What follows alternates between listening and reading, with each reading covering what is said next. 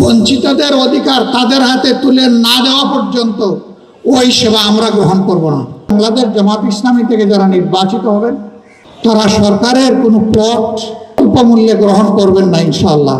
আমরা আপনাদেরকে কথা দিচ্ছি, এই সমাজ বদলানোর দায়িত্ব আপনারা যদি আমাদের হাতে তুলে দেন, দেশবাসী যদি আল্লাহর মেহেরবানিতে তুলে দেন, আমরা খেটে খুঁটে চেষ্টা করব সমাজের এই ঘাটতিগুলো পূরণ করার।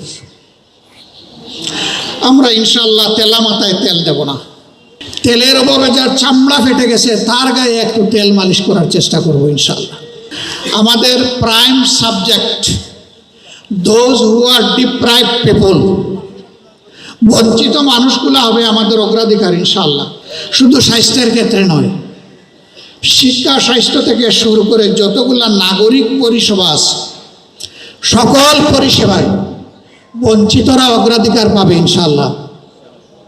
বঞ্চিতদের অধিকার তাদের হাতে তুলে না দেওয়া পর্যন্ত ওই সেবা আমরা গ্রহণ করব না। আমার 7 মিনিটের বক্তব্যে বলেছিলাম দুর্নীতিমুক্ত বাংলাদেশ গড়তে চাই। এর ছোট্ট নমুনা হিসেবে আজকে লাখো জনতা এবং কোটি মানুষের সামনে ঘোষণা দিচ্ছে, আগামীতে বাংলাদেশ জামাত ইসলামী থেকে যারা নির্বাচিত হবেন তারা সরকারের কোনো পথ অল্প মূল্যে গ্রহণ করবেন না ইনশাআল্লাহ।